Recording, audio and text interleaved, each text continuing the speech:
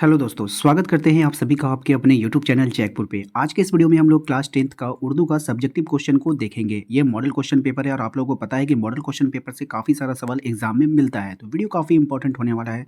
शुरू से लेकर अंत तक बने रहिए और यदि आप हमारे चैनल पर पहली बार आए तो सब्सक्राइब कर लीजिएगा, बेल आइकन को दबा लीजिएगा और वीडियो को ज़्यादा से ज़्यादा लाइक कीजिएगा, शेयर कीजिएगा, तब आप लोगों के लिए जल्दी जल्दी वीडियो अपलोड हो पाएगा। तो देखिए, हम लोगों ने ऑब्जेक्टिव सवालों को तो कर लिया था, लेकिन आज बारी है सब्जेक्टिव का। सब्जेक्टिव में हम लोग करेंगे सबसे पहले ग्रुप ए को। यहाँ पे आप लोग देख पा रहे हैं कि सेक्शन वाइज इसको बांटा गया है। तो पहला सेक्शन आप यहाँ पे ग्रुप ए देख पा रहे हैं और ग्रुप ए में सबसे जो पहला सवाल है आप यहाँ पे देखोगे 31 नंबर में आपको दिया गया है। इस 31 नंबर सवाल में जैसे ही आप देखोगे, यहाँ पे कहा गया है कि अफसाना किस सदी की आगाज़ की पैदावार है। कुछ बातों को, जैसे कि वीडियोज़ बनाने से पहले हम कुछ बातें आपको बता देना चाहते हैं कि मेरा उर्दू सब्जेक्ट नहीं है। हो सकता है कभी पढ़ने में थोड़ा बहुत मिस्टेक हो जाए, तो उसको आप लोगों को इग्नोर कर देना है, ओके। या फिर हो सकता है कि जिस वक्त हम आपको आंसर बता रहे होंगे तो एक दो स्पेलिंग अगर मिस्टेक हो जाए तो उसको भी आप लोगों को इग्नोर करना है।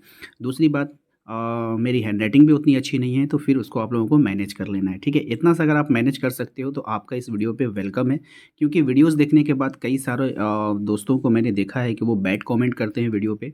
तो देखिए, काफ़ी सारे लोगों का कोई भी हेल्प नहीं कर रहा है। इकलौता मैं ही हूँ जो पूरे यूट्यूब पे जैक बोर्ड को उर्दू के लिए मैं प्रोवाइड कर रहा हूँ वीडियो, ठीक है। तो अगर मुझसे थोड़ी बहुत गलती भी होती है तो उसको आप लोगों को मैनेज करना चाहिए, ठीक है।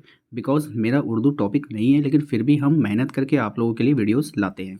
तो वीडियो को लाइक करना है, सब्सक्राइब करना है और कमेंट तो ज़रूर करना है। तो सबसे पहला सवाल हमने आपके लिए कहा था कि अफसाना किस सदी की आगाज़ की पैदावार है।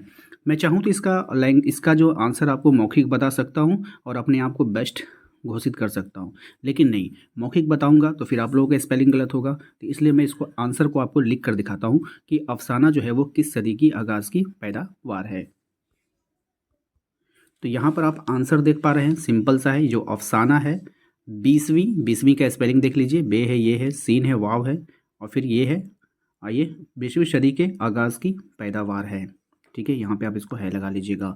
ये जो अफसाना है वो 20वीं सदी की आगाज़ की पैदावार है। आप 20वीं ऐसे मत लिख दीजिएगा, ठीक है। आपको यहाँ पे लैंग्वेज में लिखना है, ठीक है। तो अफसाना जो है वो 20वीं सदी की आगाज़ की पैदावार है। क्वेश्चन नंबर 31 हम लोगों ने कर लिया है। क्वेश्चन नंबर 32 के ऊपर आते हैं। इसमें कहा जा रहा है आपसे, अंग्रेज़ों का चेहरा देख लेने पर उस्ताद मंगू की क्या हालत होती थी। यानी उस्ताद मंगू जब अंग्रेज़ों का चेहरा देख लेता था ना, उसके बाद उसकी हालत क्या होती थी, ये आपको बतानी है, ठीक है।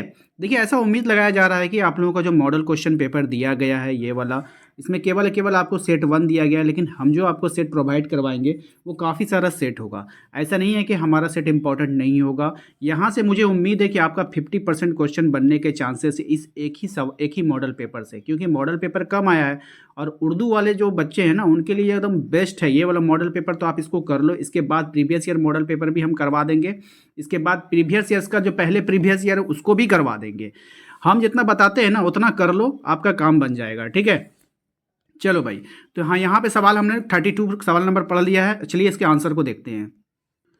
32 नंबर आंसर्स को आप लोग देखोगे। देखो भाई, मेरा हैंडराइटिंग अच्छा नहीं है, ठीक है। आप लोग को हो सकता है पसंद ना आए, तो जैसा भी है आप लोग उसको मैनेज कीजिए, क्योंकि इसके अलावा मेरे पास कोई ऑप्शंस नहीं है, ठीक है। क्योंकि उर्दू टाइपिंग नहीं होता है, उर्दू कोई जानने वाला नहीं है, कोई टाइपिस्ट करने वाला नहीं है, कोई लिखने वाला नहीं है। तो मजबूरी में मुझे ये जैसे तैसे लिखना पड़ता है, ठीक है, ताकि आप लोगों के सामने हम आंसर ले पाएँ। अगर हम अपने हैंडराइटिंग की अगर हम परवाह करेंगे ना, तो आपके लिए कोई वीडियोज़ बनेगा ही नहीं, ठीक है। तो आंसर यहाँ पे आप लोग देख लो, अंग्रेज़ों का चेहरा देख लेने पर उस्ताद मंगू को मतली सी आ जाती थी, नहीं होता है, जी मतलाने लगता है, उसी प्रकार से उसको होने लगता था, ठीक है। चलते अगले सवाल पे। अगला सवाल देखते हैं क्या है हमारा। क्वेश्चन नंबर आता है 33 पे। क्वेश्चन नंबर 33 में आपसे पूछा जा रहा है कि रजनी के कितने भाई बहन थे। तो रजनी के कितने भाई बहन थे, इस सवाल में इसका आंसर देना है। चलिए इसके आंसर को हम दिखाते हैं। तो देखिए, इसका आंसर आपके सामने आ चुका है। रजनी के 5 भाई बहन थे, ठीक है, मेरे अकॉर्डिंग, ठीक है। काफ़ी दिनों से मैं स्टोरीज मैंने बहुत पहले पढ़ा था, ठीक है। अगर ये आंसर सही है तो अच्छी बात है, लेकिन मुझे कन्फर्म है कि 5 भाई बहन थे। अगर कहीं आपको मिस्टेक लग रहा है 4 या 6 में, तो आप कॉमेंट जरूर कीजिएगा वीडियो में, ठीक है, ताकि दूसरे बच्चों की हेल्प हो पाए। चलिए नेक्स्ट सवाल पे चलते हैं। अगला सवाल देखते हैं क्या है हमारा। अगला सवाल जो है हमारा क्वेश्चन नंबर 34 में कहा जा रहा है कि सर सैयद को बचपन में किसने पाला था। ये इंपॉर्टेंट सवाल है और कई बार इस तरह के सवाल जो एग्ज़ाम में आता है, किसने पाला था, इसकी परवरिश किसने की थी, वो कहाँ पैदा हुए थे, ठीक है, इसकी पढ़ाई लिखाई कहाँ से हुई थी, उसने कौन कौन सी बुकें लिखी, इस तरह से सवाल जो है एग्ज़ाम में आता है। ठीक है, तो चलिए इसके आंसर को देख लेते हैं और देखते हैं क्या है इसका सही जवाब। तो देखिए आंसर में इसका लिखना है आपको, सर सैयद को माँ बीबी ने पाला था। ये माँ बीबी कौन थी? खादिमा जो होती है ना, खिदमत करने वाली, जिसको आजकल के मतलब कि भद्दी लैंग्वेज में नौकरानी कहा जाता है। तो पहले उसको नौकरानी नहीं कहा जाता, खादिमा कहा जाता था, माँ बीबी कहा जाता था। इस तरह से इज्जत वाली नज़रों से देखा जाता है, भाई आपका वो काम कर रही है, आपके बच्चे को संभाल रही है, तो उस तरह से इज्जत वाले नज़रों से वहाँ उस ज़माने में देखा जाता था। और आज के ज़माने में तो डायरेक्ट उसको नौकरानी ही कहा जाता है, तो नहीं कहना चाहिए। ठीक है, तो सर सैयद को माँ बीबी ने पाला था। किसने पाला था? माँ बीबी ने पाला था, जो खिदमतगार थी। क्वेश्चन नंबर आता है 35 पे। क्वेश्चन नंबर 35 में कहा जा रहा है कि राम सहाय मल और भागवती आपके निसाब में से शामिल किस ड्रामे का किरदार है। यानी यहाँ पे दो किरदार आपको दिया गया है, एक है आपका राम सहाय मल और दूसरा है भागवती। ये दो कैरेक्टर हैं, यानी दो लोगों के नाम हैं और आपको बताना है कि ये जो नाम है ना, आपको बताना है कि ये कौन से मतलब कि ड्रामे का नाम बताना है आपको। ठीक है, चलिए नेक्स्ट देखते हैं क्या है हमारा सवाल। सवाल में आपने पढ़ दिया था आप लोगों को कि राम सहाय मल और भागवती आपके निसाब में शामिल किस ड्रामे का किरदार है। तो राम सहाय मल और भागवती ड्रामा आजमाइश, देखिए यहाँ पे स्पेलिंग आप लोग देख लीजिएगा। आजमाइश इस तरह से लिखना है, आज माँ इश, ठीक है, आजमाइश बड़ी शीन दीजिएगा, ठीक है ना। वहाँ पे आजमाइश के किरदार हैं, आजमाइश के किरदार हैं, इसको नोट कर लीजिए। चलिए नेक्स्ट पे चलते हैं। क्वेश्चन नंबर आता है 36 पे। क्वेश्चन नंबर 36 में आपसे कहा जा रहा है गांधी जी का रफीक यानी कि दोस्त असल में किसका दोस्त था। ये जो गांधी जी का रफीक था यानी जो दोस्त था, वो असल में किसका दोस्त था, आपको बताना है। तो चलिए इसके आंसर को देख लेते हैं और आपको बताते हैं इसका राइट आंसर क्या होने वाला है। चलिए देखिए इसका राइट आंसर आपके सामने आ चुका है। जो गांधी जी का जो रफीक यानी जो दोस्त था, वो असल में मझले भाई का दोस्त था। किसका दोस्त था? मझले भाई का। स्पेलिंग देख लीजिएगा भाई, ठीक है, थोड़ा सा राइटिंग ही खराब है, बाकी यार सब ठीक है। ठीक है, स्पेलिंग में कहीं पे मिस्टेक तो मुझसे नहीं होगा, ठीक है ना। गांधी जी का जो रफ़ीक है वो असल में मझले भाई का दोस्त था। असल में होता क्या है ना, जब कोई कोई लिखता नहीं है ना, तो हैंड राइटिंग उसका ख़राब होता ही होता है। और मैंने आज से नहीं, लगभग मैं क्लास 9th में था तभी मैंने उर्दू पढ़ाना या लिखना छोड़ दिया था, और क्लास 10th में मैंने संस्कृत ले लिया था। तो इसी से प्रॉब्लम हुआ और मेरा लिखना छूट गया। ठीक है, मैनेज कीजिएगा, ठीक है बाबू। चलो अब नेक्स्ट सवाल पे चलते हैं। छोड़िए नेक्स्ट सवाल पे, वहाँ पे क्या जाएंगे, यहीं पे बता दें। मैंने सवाल लिखा है, आपका कंप्लीट करा देता हूँ। ठीक है, 37 में आपको क्वेश्चन आपके पास है ना, 37 में आपको लिखा होगा मुहावरा आंख बिछाने का क्या माने हैं। ठीक है, यही सवाल होगा, आप लोग देख लीजिएगा मॉडल पेपर में। मैंने यहाँ पर भी बार बार वहाँ ले जाते हैं, फिर यहाँ लाते हैं, टाइम वेस्ट होता है।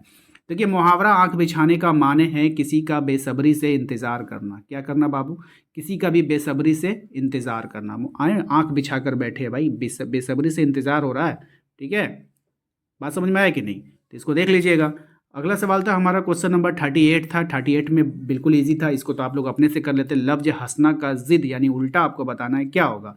तो भाई लफ्ज़ हंसना का ज़िद है रोना, हंसना का रोना। ठीक है, समझ में आ गया। तो हम लोगों ने ग्रुप ए को कंप्लीट किया है अभी। कौन से ग्रुप को कंप्लीट किया? ग्रुप ए को। इसके बाद ग्रुप बी आएगा जो सब्जेक्टिव है। उम्मीद करते हैं थोड़ा सा आप 1-2 दिन वेट कीजिए, आपको मिल जाएगा ग्रुप बी भी। आप लोगों को पता है कि लिखने में मुझे टाइम लगता है, तो हम जल्द ही लाने का प्रयास करेंगे। 10 जनवरी के पहले आप लोगों का ये वाला कंप्लीट हो जाएगा। ठीक है ना। तो उम्मीद करते हैं कि आप लोगों को आज का ये वीडियो पसंद आया होगा। अगर आप लोगों को वीडियोस इस तरह से चाहिए, कैसा लगा वीडियोस, ठीक है, अगर आपको ख़राब भी लगा हो तो वो भी कमेंट कर दीजिए, क्योंकि आप लोग तो कमेंट करते नहीं हो। अगर आपको बुरा भी लगा होगा तो वो भी कमेंट कर सकते हो। ठीक है, तो आप लोग कमेंट कीजिएगा, वीडियो को लाइक कीजिएगा, दोस्तों को शेयर कीजिएगा। ऐसे दोस्तों को ज़रूर शेयर कीजिएगा जिनके पास उर्दू का कोई ऑप्शंस नहीं है। ठीक है, अभी आप लोगों को यहाँ पर एक उर्दू का फोल्डर दिखाई देगा। उस फोल्डर पे जैसे ही आप क्लिक करोगे, आप लोगों को दिख रहा होगा फोल्डर यहाँ पे आपको दिखेगा। जैसे ही उस पर क्लिक करोगे ना, तो आपको सारा का सारा वीडियोस वहाँ पे मिल जाएगा। आप लोग जा करके देखो। ठीक है, मिलते हैं हम लोग अपने अगले वीडियो में। थैंक यू, जय हिंद।